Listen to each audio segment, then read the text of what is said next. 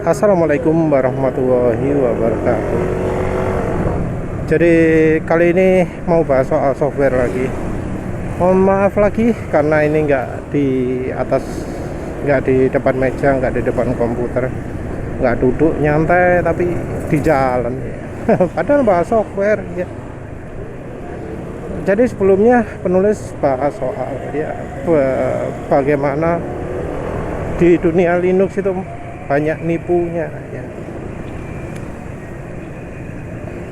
Ngomong pemakainya ringan macam-macam, dan penulis juga ya, selain dari uji yang banyak itu tadi ya, penulis juga menguji ketika Linuxnya dijalankan di komputer yang memang terbatas. Jadi penulis jalankan live pakai USB tipe live ya namanya. Artinya kalau live itu modifikasinya nggak akan tercatat. Ada juga sih yang model tercatat, tapi ya umumnya kalau live itu tidak tercatat. Kalau ingin tercatat ada istilahnya remaster atau persistence mode. Kalau dibuat persistence maka semua perubahan akan tersimpan. Tapi intinya penulis itu memilih Linux yang diklaim akan membuat komputer itu makin cepat.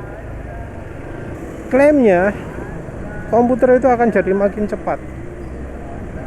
Katanya kalau pakai software lama itu makin lama makin lambat. Dengan pakai software mereka, maka komputer itu jadi akan bisa diberdayakan lagi. Contoh software-softwarenya ya ada Chrome OS, ada Zorin, Anti-X, macam-macam lah ya. Nah dari macam-macam itu ya banyak yang ternyata nggak sesuai dengan klaimnya. Seperti contohnya ada Puppy Linux ya, itu klaimnya bisa jalan di memori 512 kalau nggak salah ya, tapi jalankan Firefox buka 2 tab sudah nge-freeze. Contoh ada namanya Zorin, itu ngomong komputer jadi makin kencang, jadi makin sip, ternyata lambat sekali, responnya lambat.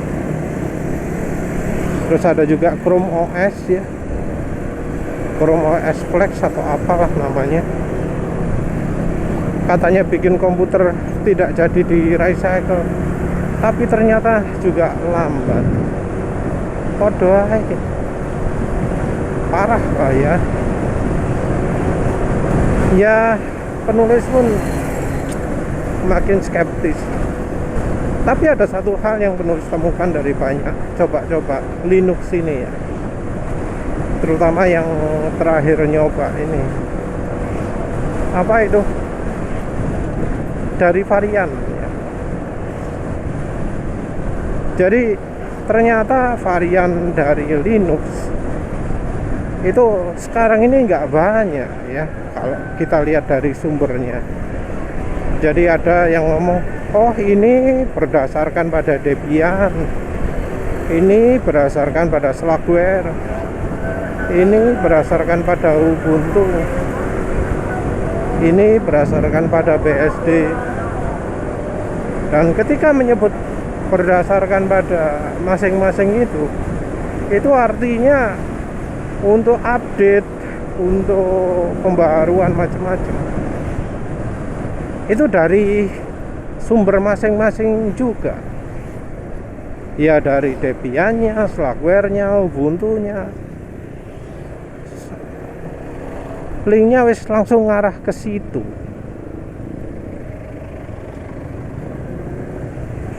Jadi sebenarnya antara istilah distro ya, distribusi satu dengan yang lain, itu bedanya sangat minim sekali. Aplikasinya sama, cara untuk upgrade-nya sama, cuma yang berbeda adalah interface-nya. Cara untuk memperbaharui aplikasinya ya yang berbeda. Yang satu ada search engine-nya, yang satu ada katalognya khusus, yang satunya bisa pakai kategori. Jadi untuk install aplikasinya ada yang gampang, ada yang susah lah gitu istilahnya. Tapi ya sebenarnya sumbernya sama saja. Sumbernya dari satu tempat saja. Dan ketika aplikasi dijalankan pun ya nggak beda, sama, kecuali mungkin dari menunya ya, menunya kalau yang versi ini tombol close-nya di kiri, yang versi ini tombol close-nya di kanan, ada yang pakai drop down macam-macam, tapi intinya aplikasinya ya sebenarnya nggak beda. Perbedaannya itu terutama ada pada wallpapernya. Kasarannya kayak gitu ya. Bedanya antara distro satu dengan yang lain itu demesnya. Dari tema wallpaper, warna ikon, kerapian macam-macam. Terus mungkin ada yang ngomong, kan cara navigasinya beda-beda mas, cara mengoperasikannya beda-beda. Nah itu tergantung dengan apa yang namanya desktop. Jadi di Linux itu interface-nya, grafisnya, tampilan menu-menunya itu diatur oleh aplikasi yang namanya desktop software.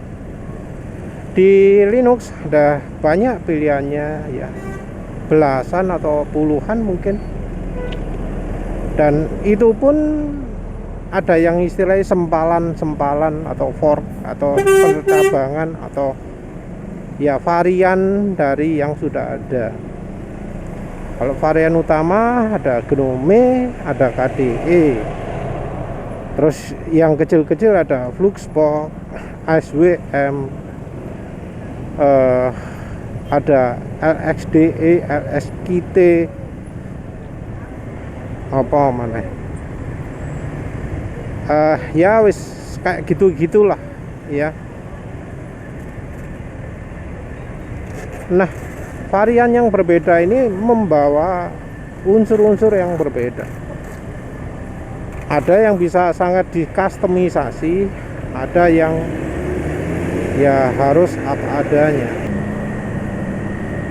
Kustomisasi yang dimaksud itu nggak cuma posisi taskbarnya harus di atas atau di bawah, tapi barang-barang yang ditempatkan di panel juga bisa dirubah-rubah, bisa bermacam-macam opsinya, kayak jam gitu ya. Kalau di Windows kan cuma ada satu macam.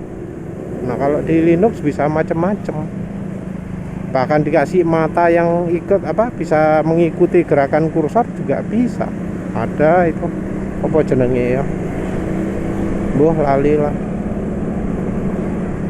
Fungsi-fungsi lain seperti misalnya untuk connect ke wifi, connect network, untuk pesan email. Kalau ada email baru jadi muncul notifikasi di situ, ya macam-macam lah ya. Variasinya sangat banyak.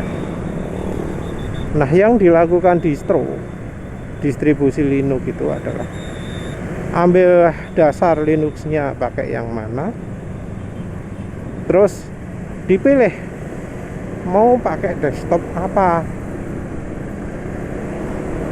Yang mau pakai tombol tengah bisa, pakai tombol jari satu bisa, di model kayak Windows bisa, di model kayak Apple Mac bisa, wes macem-macem lah. Sampai ada khusus yang menjual misalnya Zorin ya, Zorin profesional. Itu salah satu yang diandalkan adalah temanya. Tampilannya mau kayak Windows ada kami, tampilannya kayak Mac ada, tampilannya kayak Oppo wis ada, sampai 11 variasi, dan itu dijual seharga $50 lah, sekitar segitu.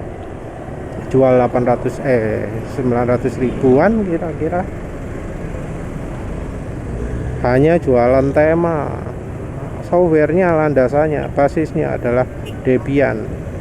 Entah Debiannya dapat bayaran juga atau enggak kan kita nggak tahu ya. Klaimnya macam-macam ya distro Linux itu.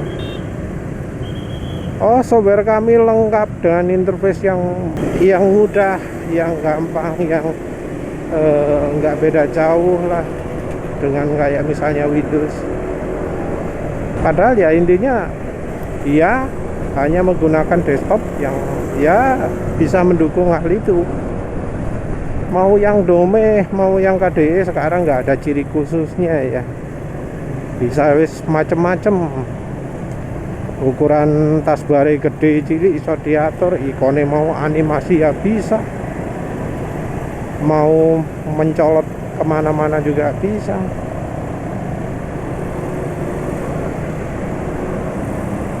Tapi ya sama sih tetap prinsipnya. Kalau pakai desktop yang fiturnya aneh-aneh itu berat, nggak bisa jadi ringan. Jadi kalau desktop ingin yang mendukung perbuatan gak karu-karuan, itu berat desktop. Berat dalam artian pemakaian memorinya besar, pemakaian CPU-nya juga besar, karena ya butuh kerja prosesor untuk melakukan sesuatu itu, enggak cuma nampilkan terus ditinggal gitu. Karena misalnya butuh animasi kan ya prosesornya harus ngecek terus ke situ. Dan yang bikin nyesek lagi itu adalah karena kita pun sebenarnya bisa ya melakukan hal yang sama, melakukan seperti yang dilakukan distro, asal kita tahu caranya.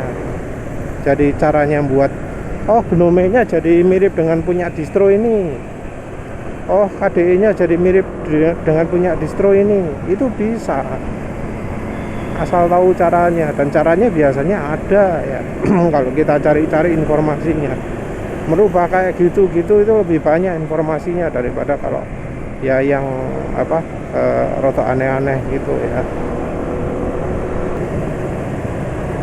Yang mungkin agak susah itu misalnya kayak FreeBSD. Nah itu untuk nginstalai setengah mati ya.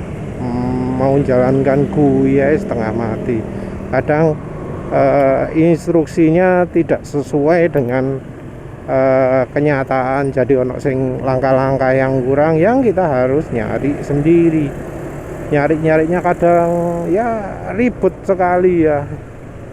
Nemunya juga bukan di website resminya, tapi website lain atau diperuntukkan untuk versi Linux yang lain. Tapi secara umum yang sebagai dasar itu kebanyakan sudah mendukung ya tampilannya.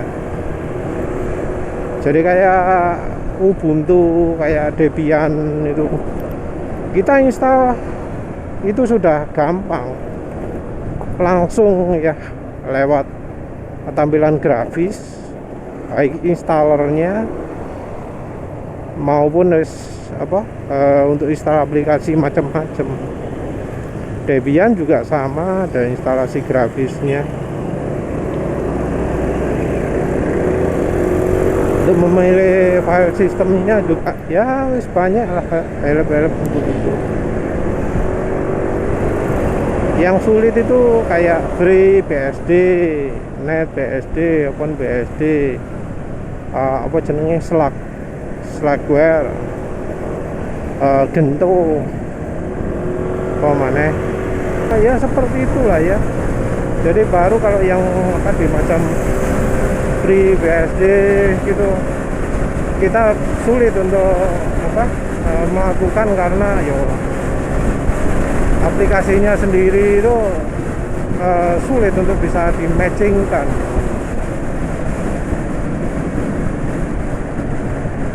Jadi yang pemilik distronya itu yang akan membuat jadi lebih mudah gitu. Jadi distro itu seringkali atau awalnya dulu itu adalah untuk mempermudah orang-orang yang ingin pakai Linux basisnya apa gitu.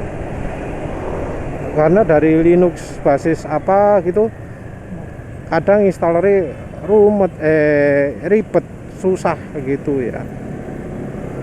Enggak langsung wah aku pingin ini, tinggal melakukan ini gitu, seringnya nggak bisa. Jadi muncullah distro.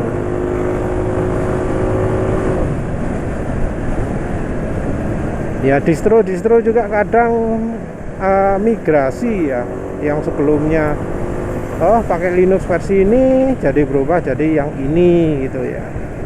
Ya karena memang mau mindah gitu gampang. Untuk bisa mencapai tampilan yang sama walau dasarnya basisnya beda itu bisa ya. Cuma cara kustomisasinya tok yang beda. Nah untuk sekarang yang matang itu, oh ya penulis belum sebut Red Hat ya. Kalau Red Hat itu closed source, terus ada yang source-nya dibagikan juga. Orangnya ya tentu butuh bisa compile. Tapi untuk repository-nya maksudnya tempat adanya ya tentu nggak bisa pakai punya Red Hat ya. Harus punya sendiri. Bedanya dari antara yang jadi basisnya itu, yang jadi dasarnya antar misalnya Ubuntu atau Debian. Nah itu adalah dari terutama cara mengupdate datanya atau cara instalasi datanya. Jadi untuk Ubuntu itu cara paket, cara membuat program jadi bisa keupdate, bisa diinstal itu pakai cara beda, sehingga mereka untuk update punya link sendiri karena file-filenya susunannya beda. Jadi walau sama-sama LibreOffice, cara mengumpulkan jadi satunya itu beda.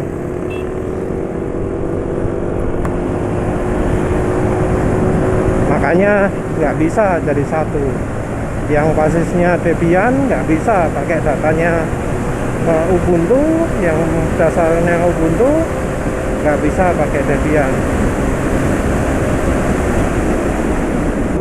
Terus ada juga yang karena memang cara pemilihan mulai dari kernelnya itu beda.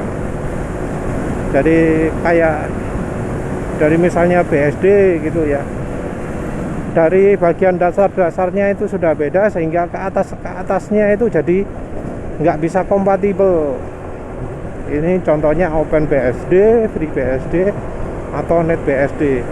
Bagian bawah-bawahannya itu beda, sehingga ke atasnya juga jadi beda. Orang ngomong dari atas ke bawah apa bawah ke atas ya? Dari atas ke bawah.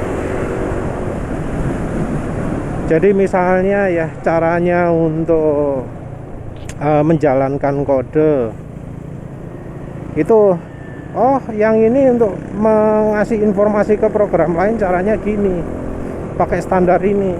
Nah itu yang distribusi lain nggak bisa. Untuk caranya program pakai memori juga gitu, beda caranya. Yang ini pakai metode A, ini pakai metode B, nggak bisa di sharing. Tapi kemudian ada istilahnya layer aplikasi ya, dimana aplikasi ini hanya memanfaatkan data yang ada. Jadi ada aplikasi yang bawah ke atas ya. Yang paling dasar itu ada kernel, di atasnya ada interface-nya untuk grafisnya. Jadi ada kalau sekarang ada XORG, ada WLAN untuk penampilan, untuk menghubungkan antara aplikasi dengan layarnya, untuk yang membuat bisa menampilkan gambar ya, menampilkan ngakses video card lah gampangannya ya. Terus yang versi ini ada XORG sama WLAN. Terus versi atasnya lagi ada desktop. Desktop itu ya seperti penulis sebut tadi, untuk apa, jalan di atasnya apa sih jenenge SQRG sama WLAN itu. Terus pokoknya bagian interface lah untuk bagian tampilannya. Nah, di atasnya desktop baru ada aplikasi lain. Untuk yang kayak LibreOffice, Firefox, itu kerjanya ya berdasarkan langsung ke kernelnya termasuk ya, tapi tetap bisa interaksi dengan desktopnya, sehingga misalnya tombol close atau maximize atau minimize itu bisa dirubah oleh desktopnya. Ya luar biasa lah munculnya standar itu, sehingga ya antara desktop dengan software di dalamnya bisa menyatu. Ya wes lah, itu aja. Jadi setelah coba banyak program ini, penulis jadi berpikir, wah asli ini untuk nyoba pemakaian memori, penulis nggak usah banyak-banyak ya, cukup satu mewakili OS-nya, terus habis itu mewakili dasar basisnya, terus habis itu penulis pilih dari desktopnya apa saja, terus dicoba. Karena toh aplikasi LibreOffice-nya sama saja, nggak ada bedanya. Baru kalau basisnya beda ya, basis Linux-nya beda, baru ada bedanya pemakaian memorinya. Itu juga belum ngomong soal antara yang i386 atau AMD 64 ya, yang kode apa jenenge wis mbuh lali wis, antara 16 bit dengan 32 antara 32 bit dengan 64 bit ya. Ini ngomong soal kode prosesor ya.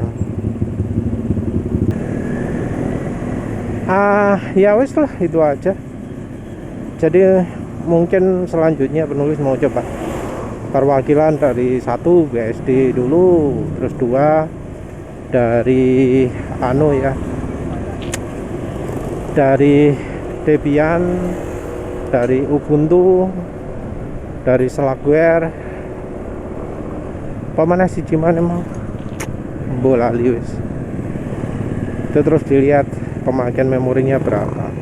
Tapi kalau penulis yang coba itu terutama pemakaian memori lebih tergantung sama desktopnya ya. Ya wis lah, itu saja. Terima kasih sudah menonton. Assalamualaikum warahmatullahi wabarakatuh.